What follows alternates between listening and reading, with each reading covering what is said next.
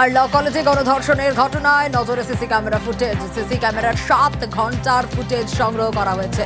ঘটনার সময় কারা কারা ঢুকেছিল কলেজে, ঘটনাস্থলের আশেপাশে কাদের দেখা গিয়েছিল, প্রয়োজনে তাদেরও জিজ্ঞাসাবাদ করতে পারে পুলিশ, এবং সে কারণেই এই 7 ঘন্টার সিসি ক্যামেরার ফুটেজ সংগ্রহ করা হয়েছে ইতিমধ্যে।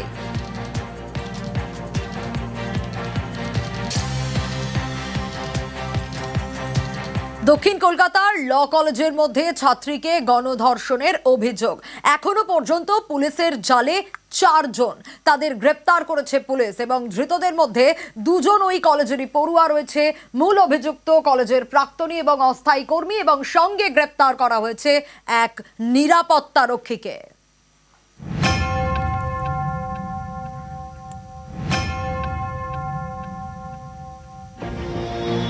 দক্ষিণ কলকাতার ল কলেজ, এই কলেজের মধ্যে ফার্স্ট ইয়ারের ছাত্রীকে গণধর্ষণের অভিযোগ। জিবি প্রেসিডেন্ট উনি বলেছেন সোমবার দিন এসে ড্রাস্টিক স্টেপ নেবে, যা ব্যবস্থা যা আইনত তাই হবে। যত আপন যত ছাত্র যা থাকুক, সে যদি নিজেও থাকে আইনত যা হবে।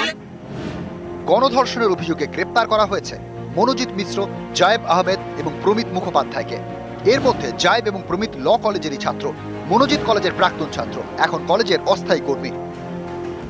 উনি আমাদের কলেজে পিওরলি টেম্পোরারি জিবি ডাইরেকশনে একটা স্টাফ হিসেবে আছেন। আরো 2 জন আছে মাস 6 সাথে। ও অফিসের কাজ করতে, মানে অফিসের মানে খাতাপত্র এইসব। পুলিশ জানিয়েছে অভিযোগকারী ছাত্রী দক্ষিণ 24 পরগনার বাসিন্দা, ল কলেজের প্রথম বর্ষের পড়ুয়া। অভিযোগ, তাকে ছাত্র ইউনিয়নের পদ পাইয়ে দেওয়ার টোপ দেয় মনোজিৎ। এ নিয়ে আলোচনার জন্য বুধবার তাকে কলেজে ডাকে। সেই মতো দুপুরে কলেজে পৌঁছান অভিযোগকারী ছাত্রী। বিকেলের দিকে কলেজে যায় মনোজিৎ। এরপরে শুরু হয় অন্য খেলা। অভিযোগকারীর দাবি, মনোজিৎ তাকে বিয়ের প্রস্তাব দেয়। সেই প্রস্তাব প্রত্যাখ্যান করলে শুরু হয় বচসা। তখন মনোজিৎ তার 2 অনুগামী জায়েব আহমেদ এবং প্রমিত মুখোপাধ্যায়কে ডাকে। কলেজের গার্ড রুমে নিয়ে যাওয়া হয় অভিযোগকারী ছাত্রীকে। গার্ডকে বের করে দিয়ে তাকে গণধর্ষণ করা হয় বলে অভিযোগ। বিশ্ববিদ্যালয়ের পক্ষ থেকে কিন্তু আমরা একটা ইন্সপেকশন টিম ডেফিনেটলি পাঠাবো ওদের কলেজ পরিদর্শন করতে, যে কি ঘটেছে। আমার কাছে বিস্ময়কর লাগছে যে এখন তো কোথাও ইউনিয়ন নেই। আমাদের সিইউতে আমরা অ্যাডমিনিস্ট্রেটিভ ডিসিশন নিয়ে আমাদের 9টা ক্যাম্পাসের সর্বত্র ইউনিয়ন রুম বন্ধ করে দিয়েছি। সিইউ কোনো ক্যাম্পাসে ইউনিয়ন রুম খোলা নেই, কিন্তু কলেজগুলোতে ইউনিয়ন রুম খুলে বসে আছে। 10টার সময় ওখানে কি ঘটছে তার উপর সুপারভাইজ করার কেউ নেই, প্রিন্সিপালও নেই। আমি বিস্মিত ঘটনাটায়। বুধবার সন্ধ্যায় গণধর্ষণ করা হয় বলে অভিযোগ। বৃহস্পতিবার কসবা থানায় অভিযোগ দায়ের করেন ল কলেজের পড়ুয়া। বৃহস্পতিবার গণধর্ষণের অভিযোগ। বৃহস্পতিবার গ্রেপ্তার করা হয় মনোজিৎ এবং জায়েবকে। শুক্রবার গ্রেপ্তার করা হয় আরেক অভিযুক্ত প্রমিতকে। ধৃত 3 জনকে 1 জুলাই পর্যন্ত পুলিশ হেফাজতে রাখার নির্দেশ দিয়েছে আলিপুর আদালত। 3 জনই এফআইআর নেমড অ্যাকিউজড। কোর্ট পুরোটা শুনেছেন। আমরা যা মেডিকেল এভিডেন্স আছে সেটা কোর্টকে দেখিয়েছি। ল্যান্ডেড কোর্ট 1 জুলাই অবধি পুলিশ কাস্টাডি গ্রাউন্ড করেছেন। যেরকমভাবে প্রচার করা হচ্ছে ওরকম কোনো ঘটনা নয়। কলেজে ছাত্র রাজনীতিকে ইস্যু খাড়া করে একটা অ্যালিগেশন দিয়েছে, সেটা সাহেব বিচার করে মঙ্গলবার পর্যন্ত পিসি দিয়েছে। না সিজ ফিস কিছু করা হয়নি। সিজগুলো সব এখন নিয়ে যাবে, নিয়ে গিয়ে তদন্ত করবে। তদন্ত করে ফার্দার যেগুলো ডেভেলপ হওয়ার হবে। গত বছরের অগাস্টে আরজিকর মেডিকেল কলেজে ধর্ষণ করে খুন করা হয় ডাক্তারি পড়ুয়াকে। এ নিয়ে চারিদিকে ঝড় ওঠে। এবার দক্ষিণ কলকাতার ল কলেজের মধ্যে ছাত্রীকে গণধর্ষণের অভিযোগ। এ নিয়েও জোর শোরগোল। নিউজ 18 বাংলা। আর ঠিক যে কথা আপনাদের বলছিলাম, কসবা ল কলেজে গণধর্ষণের ঘটনায় 4 জনকে গ্রেপ্তার করা হয়েছে। এখনো পর্যন্ত ল কলেজের নিরাপত্তা রক্ষীকে গ্রেপ্তার করা হয়েছে। কসবার ল কলেজে গণধর্ষণের অভিযোগে বয়ানে অসঙ্গতি রয়েছে এই নিরাপত্তা রক্ষীর, আর সে কারণেই তাকে গ্রেপ্তার করা হয়। ক্যাম্পাসের গার্ড রুমে ধর্ষণের অভিযোগ। আরো ডিটেইল এ বিষয়ে জানাতে পারবে অমিত রয়েছে আমার সঙ্গে। অমিত, ধৃত কলেজের নিরাপত্তা রক্ষী পিনাকি বন্দ্যোপাধ্যায়, এবং এই যার নাম উল্লেখ করেছিলেন নির্যাতিতা, ইনি তো সেই পিনাকি বন্দ্যোপাধ্যায়। কেন, কি কারণ? সেই সময় তো তিনি চাইলে চেঁচাতেও পারতেন। গার্ড রুমেই তো তিনি ছিলেন, তাকে বের করে দেওয়া হলো।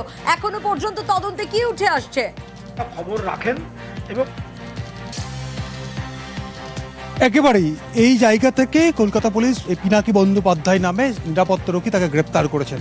কারণ প্রথমে হচ্ছে ইউনিয়ন রুম, তারপরে ইউনিয়ন রুমের পাশের ওয়াশরুম, তারপর অবশেষে গার্ডের যে রুম, গার্ডকে বার করে দিয়ে সেই গার্ডের রুমে বা সিকিউরিটি গার্ডের রুমে সেখানে ধর্ষণের প্লেস অফ অকারেন্স।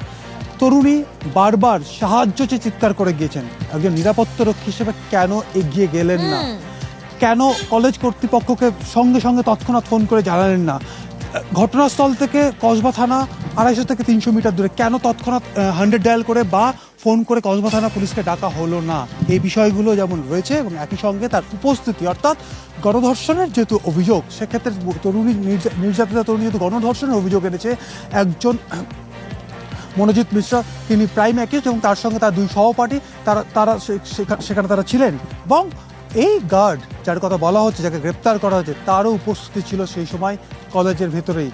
এই কারণে তাকে গ্রেপ্তার করা হয়েছে এবং গতকাল দিনভর তাকে জিজ্ঞাসাবাদ করা হয়েছে।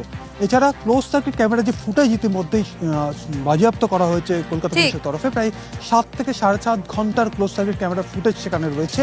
সেখানে এদের প্রত্যেকের অ্যাক্টিভিটি, একেবারে তাদের গতিবিধি সবটা খতিয়ে দেখা হচ্ছে। অমিত, সঙ্গে থাকো। আমরা পাড়া হিসেবে জানি ছেলেটা ভালোই ছিল, মাঝে সাঝে এখানে আসতো, 2-1 দিন থাকতো, তারপরে কোথায় কাজে যেত, কি কাজ করতো বলতে পারবো না। এখানে আসতো? হ্যাঁ, এখানে আসতো। বিবাহিত না, উনি বিবাহিত। এই বাড়িতে সবসময় উনি না, ওনার মা আছে, বাবা আছে, ওনার দাদা বৌদি আছে। আপনি ছেলেটা হ্যাঁ, পাড়া হিসেবে যেরকম চিনি আর কি। কেমন দেখছেন? খারাপ কিছু দেখতাম না, একা একা যেহেতু বেরোতো ঘুরতো। দেখুন, আমার সঙ্গে কোনো খারাপ ব্যবহার কিছু করেনি, ঠিক আছে। বাইরে এবার কোথায় কি ছিল বলতে পারবো, অবশ্যই না জানো। আমরা জানিও না এটা, যে এই সকালে আপনাদের মিডিয়া থেকেই জানতে পেরেছি, আমরা জানিও না এটা। মানে উনি তো কাজ করতেন ওখানে। সে আমি এই তো বলছি, আপনাদের থেকে মিডিয়া থেকেই জানতে পেরেছি, আমরা জানিও না যে কাজ করে। আমাদের সঙ্গে কোনো সম্পর্ক নেই, আমাদের সঙ্গে মোটামুটি 5-6 বছর ধরে লাস্ট কোনো সম্পর্ক নেই। ওনার নাম পিনাকি ব্যানার্জি, তাই তো? আপনার বাড়িতে কি উনি থাকতো? আপনার কি না হয়? না, থাকতো। আপনার কি হয়? ওই জাস্ট ভাই হয়। এবং এই নির্যাতিতার মেডিকেল করানো হয়, সেখানে মেডিকেল রিপোর্টেও ধর্ষণের ইঙ্গিত রয়েছে। মেডিকেল রিপোর্টে যৌনাঙ্গে আঘাতের চিহ্নের উল্লেখ রয়েছে। আর কি কি রয়েছে এই মেডিকেল রিপোর্টে আরো ডিটেল জানার চেষ্টা করি। অমিত রয়েছে আমার সঙ্গে। অমিত, মেডিকেল রিপোর্ট কি বলছে এখনো পর্যন্ত, সে বিষয়ে কি আপডেট?